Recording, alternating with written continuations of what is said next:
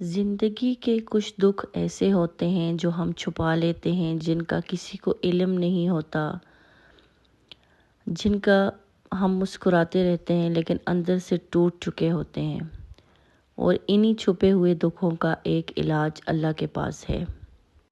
آج ہم انہی چھپے ہوئے دکھوں اور ان کے روحانی علاج کے بارے میں بات کریں گے۔ ہو سکتا ہے ان میں تمہارا دکھ بھی چھپا ہوا ہو اور تمہارا سکون بھی ہو۔ چھپی ہوئی بیماری۔ اگر تم کسی ایسی بیماری میں مبتلا ہو جو صرف تم جانتے ہو، کسی کو نہیں بتایا، لیکن دل کے اندر تکلیف بڑھتی جا رہی ہے، تو یاد رکھو اللہ نے یہ دکھ تمہیں تمہارے ایمان کی طاقت دکھانے کے لیے دیا ہے۔ اس کا علاج ہے صدقہ۔ اپنی بیماری میں بھی دوسروں کی مدد کرو، کسی غریب کے ہاتھ میں کھانا رکھ دو، کسی بچے کے چہرے پر خوشی لا دو۔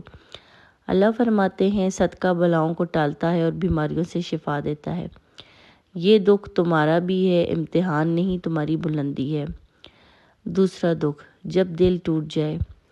جب کوئی اپنا ہی تمہیں دکھ دے اور تمہارا سکون چھن جائے تو مت سوچو کہ تم اکیلے ہو۔ اس غم کا علاج توبہ اور استغفار، اور ہر دکھ کے پیچھے بھی کوئی گناہ ہوتا ہے، اور استغفار اس کا مرہم۔ جب تم استغفار کہتے ہو، اللہ تمہارے دل سے غم کم کرتا ہے، کیونکہ اللہ کہتا ہے جو میرا ذکر کرے میں اس سے سکون دیتا ہوں۔ تیسرا دکھ، تنہائی اور خاموشی میں رونا۔ کبھی کبھی کوئی سننے والا نہیں ہوتا، کوئی سمجھنے والا نہیں ہوتا، تم چپ چاپ بیٹھے رہتے ہو اور آنسو خود بہتے رہتے ہیں۔ یہ تنہائی تمہیں رب کے قریب لانے کا ذریعہ ہے۔ جب رات کے آخری پہر تم اٹھ کر نماز پڑھتے ہو تو زمین پر خاموشی ہوتی ہے، لیکن آسمان تمہاری آواز سن رہا ہوتا ہے۔ یہی وقت ہے جب اللہ خود فرماتے ہیں، کون ہے مجھ سے مانگے اور میں اسے نہ دوں؟ تو دعا کرو، گلہ نہیں، کیونکہ تمہارے آنسو دعا کا دوسرا نام ہے۔ چوتھا دکھ، خوابوں کا ٹوٹ جانا۔ کبھی کبھی تم نے کوئی خواب دیکھا ہوتا ہے، کچھ امیدیں باندھی ہوتی ہیں اور ایک دن سب ٹوٹ جاتی ہیں۔ تم سوچتے ہو میں نے اتنی محنت کی پھر بھی کیوں نہیں ہوا، لیکن یاد رکھو اللہ تم سے تمہارا خواب نہیں چھینتا، بلکہ وہ تمہیں اس سے بہتر کچھ دینے کے لیے انتظار میں رکھتا ہے۔ اور اس کا علاج ہے صبر اور یقین۔ جو اللہ پہ یقین رکھتا ہے وہ کبھی ہاتھ خالی نہیں رہتا۔ اللہ کے فیصلے کبھی غلط نہیں ہوتے، بس ان کا وقت ہم سے مختلف ہوتا ہے۔ دل کی بے سکونی اور خوف۔